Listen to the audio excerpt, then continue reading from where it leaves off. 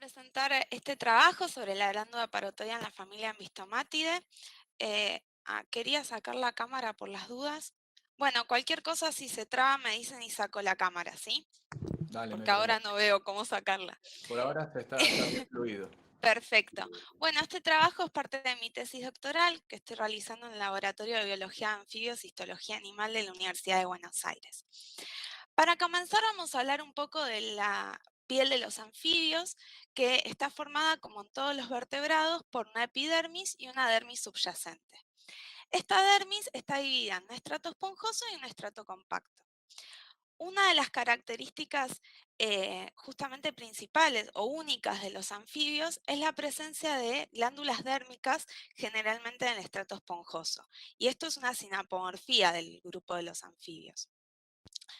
Las glándulas dérmicas están formadas por un conducto que está a la altura de la epidermis, que acá en este esquema se ve en celeste, y luego podemos encontrar el cuello, la región intercalar, que ya está inmersa en la dermis, y está conectado con una porción secretora, la cual está rodeada por una capa de células mioepiteliales. Utilizando un criterio de clasificación morfológico, estas glándulas dérmicas las podemos clasificar en glándulas con células secretoras discretas, ya que poseen un epitelio secretor, como vemos en esta imagen, o glándulas sinciciales, justamente porque posee un sincicio secretor. En caudados podemos ver un tercer tipo de glándulas, que son las glándulas mixtas, que nosotros vamos a utilizar la definición de Sever y Siegel, en donde define a estas glándulas justamente por ser unas glándulas incisionales que tienen una estructura mucosa de células discretas con secreción mucosa en la zona apical, en una esquina de la parte apical de las glándulas. Acá se puede ver en esta imagen de microscopía óptica y acá en esta imagen de microscopía de transmisión. Volviendo a las glándulas sinciciales, estas glándulas pueden encontrarse dispersas en la piel o agrupadas en regiones limitadas de la piel, como podemos ver acá, y cuando se encuentran agrupadas estamos hablando de las famosas macroglándulas, la cual, particularmente en anuros, las macroglándulas pueden protruir o no. Sin embargo, cuando hacemos un corte histológico podemos encontrar la misma organización glandular. Esto sucede en anuros. Ahora la pregunta es, ¿en caudados podemos ver lo mismo? Para contestar justamente esta pregunta, nosotros vamos a utilizar la glándula parotoidea de los caudados, que se encuentra en la región posorbital de estos animales. Hay varios representantes de estas familias que presentan justamente glándula parotoidea, mientras que otras especies de estas familias no la presentan, por lo menos no al verlo externamente. Aunque hay muchas especies que poseen glándula parotoidea en los caudados, hay escasos trabajos sobre el tema y justamente solo son en especies donde la glándula parotoidea se evidente externamente. Particularmente en la familia Ambistomatidae solo hay un trabajo, por lo menos es el que yo encontré. Hay varios trabajos, pero solo de una especie que es Ambistoma gracile y como podemos ver, esta especie posee una parotoidea evidente externamente y muy prominente. Sin embargo, como dije anteriormente, en esta familia y particularmente en el género Ambistoma, hay muchas especies que esta protuberancia no la tienen y por lo tanto es interesante ver si igualmente al hacer un corte histológico podemos ver si hay una macroglándula, ¿sí? Si hay una macroglándula evidente. Por lo tanto, para contestar estas preguntas, el objetivo de este trabajo es describir diferencias y similitudes morfológicas entre la piel de la región posorbital y la región dorsal de las especies del género Ambistoma, con y sin glándula parotoidea evidente externamente. Además, vamos a comparar la histomorfología de las glándulas dérmicas de Ambistomatidae con otras familias de caudados y anuros. ¿Vamos bien? ¿Va pasando bien a tiempo el PowerPoint? Sí, sí, dale, tranqui. Sí, Perfecto. Aileen, bien. Bárbaro, gracias. Bien, entonces para responder este objetivo nosotros utilizamos individuos que se encuentran o especímenes que se encuentran en la Colección Nacional de Anfibios y Reptiles del Instituto de Biología UNAM, en los cuales obtuvimos muestras de la región posorbital y de la región dorsal de estas especies que acá mostramos, las cuales se caracterizan justamente por no poseer una protuberancia en la región posorbital. Estos resultados los vamos a comparar con los datos bibliográficos de Ambistoma gracile, que como dije en la introducción, es una especie que sí posee parotodia evidente.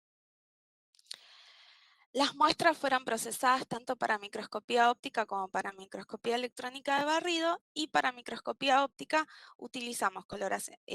realizamos coloraciones topográficas e histoquímicas para justamente conocer la naturaleza química de la secreción glandular. Bien, para mostrar los resultados que obtuvimos, primero voy a hablar de las características similares que encontré en todas las especies. Todas las especies presentaban una morfología glandular, tanto de las glándulas con células secretoras discretas como de las glándulas incisionales, muy similar. Las glándulas con células secretoras discretas, eh, que me olvidé de decirlo en la introducción, pero lo digo ahora, estas glándulas anteriormente se las conocía como glándulas mucosas y las glándulas incisionales como glándulas granulares. Volviendo a las glándulas con células secretoras discretas, estas presentan una secreción en forma esponjosa que es rica en glicoconjugados ácidos y glicoconjugados neutros. Como podemos ver acá, la histoquímica dio Alcian Blue positivo y Paz positivo. En cuanto a las glándulas incisionales, estas presentan características muy particulares. En cuanto al conducto y la región intercalar, es bastante simple eh, y en todas las especies fue igual. Pero lo que quiero destacar acá es la porción secretora. Como podemos ver, la porción secretora de las glándulas incisionales está formada por un sincicio con estos núcleos ovoides bien llamativos. Sin embargo, en la zona cercana al conducto o la zona apical de la glándula, podemos ver esta estructura, en la cual se observa justamente estos núcleos pequeños, ¿sí?, que se ven acá, y estas líneas que podría deberse a que en esta zona hay un epitelio secretor, es decir, células que están limitadas entre sí. Y con respecto a la secreción de estas glándulas incisionales, es muy heterogénea. Como se puede ver acá, esta es una imagen de microscopía electrónica de barrido, y en esta zona, la más cercana al conducto, acá se ve en detalle, vemos gránulos muy grandes comparados a los que se ven aquí abajo, que son gránulos muy pequeños. Y en la parte basal podemos ver que estos gránulos están como agrupados en nidos, ¿sí?, lo cual también se pudo ver en los preparados de microscopía óptica. En cuanto a la naturaleza química de la secreción, también todas las glándulas presentaron los mismos resultados. Fueron Sudan Black positivo y Kumasi positivo, es decir, que la secreción de las glándulas incisionales es rica en lípidos y en proteínas. Sin embargo, la intensidad de la reacción de Kumasi para los gránulos más grandes fue menos intensa que para los gránulos pequeños. Y para las histoquímicas de Alcian Blue y Paz, es decir, para ver si tenía glicoconjugado, fueron negativas. Ahora vamos a hablar justamente de las diferencias que encontramos. En estas tres especies de salamandras observamos que hay diferencias entre la región postorbital y la región dorsal. En la región posorbital pudimos ver un agrupamiento de glándulas incisionales, mientras que en la región dorsal estas glándulas se encuentran dispersas, pero además en la región dorsal las glándulas incisionales presentan un largo casi más que el doble que las que vemos en la región dorsal. O sea, son glándulas incisionales grandes, ¿sí? Y además poseen una menor proporción de gránulos grandes en su secreción. En cuanto a estas otras especies, pudimos ver que la región posorbital y la región dorsal es muy similar. En ambas regiones hay una gran densidad glandular, pero sin embargo estas glándulas están mucho más distanciadas entre sí, hay mucho tejido conectivo entre ellas, y el tamaño de estas glándulas es similar. En cuanto a las glándulas mixtas, solo pudimos observar glándulas mixtas en la especie Ambistoma lermense, que, como podemos ver, acá está la zona apical que es una estructura de semiluna formada por células mucosas, que corresponde a la definición que nosotros nombramos en la introducción. Ahora bien, al comparar la histología justamente de estas especies de salamandras que presentaban una acumulación de glándulas incisionales en la región posorbital, podemos ver que la histología es muy similar a la que fue descrita para Ambistoma gracile, la cual, como dije antes, tiene una protuberancia muy prominente. Por lo tanto, estos resultados revelan que hay especies del género Ambistoma que, aunque no poseen una protuberancia en la región posorbital, histológicamente sí presentan una organización glandular propia de una macroglándula, mientras que en otras especies la piel de la región posorbital es similar a la de la región dorsal. Con esto podemos concluir que, al igual que lo que sucede en anuros, la presencia o ausencia de macroglándulas en la región posorbital no puede definirse solo por evidencia externa. Ahora, la pregunta es, igualmente, estas glándulas que no protruyen, ¿podemos decir que son parotoides? Nosotros en un trabajo que realizamos justamente para bufónidos, la característica que tenía que tener para poder decir que es parotoide, o sea, la característica de la glándula parotoidea es que es una macroglándula protruyente, ¿sí? Pero igualmente, para poder generalizar esto, deberíamos hacer un estudio mucho más exhaustivo en anfibios en general. Em, y otro de los estudios que se podría hacer también para contestar esta pregunta es la relación que hay entre el comportamiento defensivo y las macroglándulas protruyentes o no protruyentes.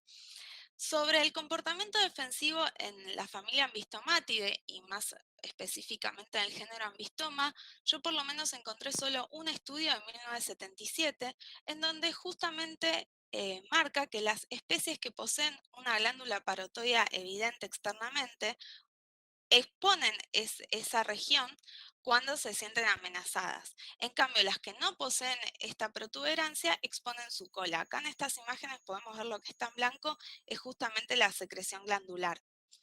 Igualmente, nosotros pensamos que habría que hacer un trabajo mucho más exhaustivo y ver si hay una relación entre aquellas especies que poseen una macroglándula en la región posorbital, pero no es protruyente, con el comportamiento defensivo, si hay una cierta exposición de la zona o no.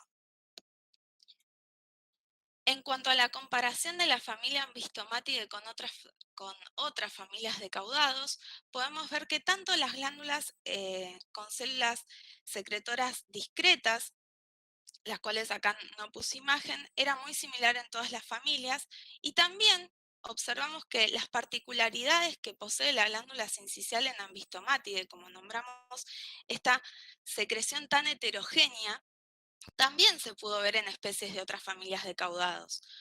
Mientras que en anuros esto no se observa. Las glándulas dérmicas o las glándulas sinciciales de los anuros poseen una secreción sumamente homogénea. Por lo tanto, deberíamos pensar si este tipo de secreción podría ser una sinapomorfía de los caudados. En cuanto a las glándulas mixtas, también las glándulas mixtas que encontramos en la familia Ambistomatidae, especialmente en la especie Ambistoma lermense, posee una estructura similar a las que se encuentran en especies de las otras familias, como podemos ver en estas imágenes. Las glándulas mixtas obviamente no se encuentran en anuros.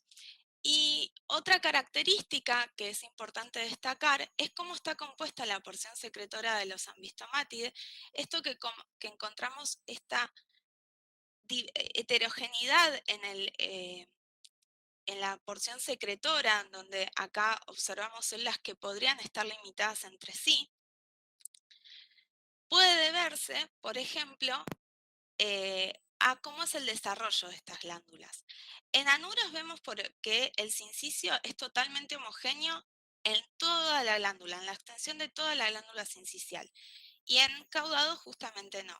Esto, como dije antes, podría deberse al desarrollo glandular, en donde en los caudados las glándulas sinciciales primero se forma una glándula con un epitelio secretor y luego se forma el sincicio, mientras que en los anuros el sincicio se forma desde el momento cero. Para concluir, este trabajo brinda nuevos caracteres no convencionales para esclarecer la filogenia del grupo y la variabilidad observada puede verse no solo a la posición filogenética, sino también a otros aspectos, como el hábitat, la ecología de las especies, el comportamiento defensivo y la comunicación intraespecífica. Y también quería hacer mención, bueno, que la piel de los anfibios, el estudio de la piel de los anfibios, bueno, justo tenían que pasar los bomberos, que justamente el estudio de la piel de los anfibios no solo es muy importante para conocer la biología de estos animales, sino que es un gran potencial, posee un gran potencial para hacer un material biotecnológico, modelo biotecnológico destinado a la ingeniería médica o industrial, además de ser una fuente de compuestos farmacológicos muy importante. Así que desde ya muchísimas gracias. Ay, se me fue ahí. Bueno, muchas gracias, Edith.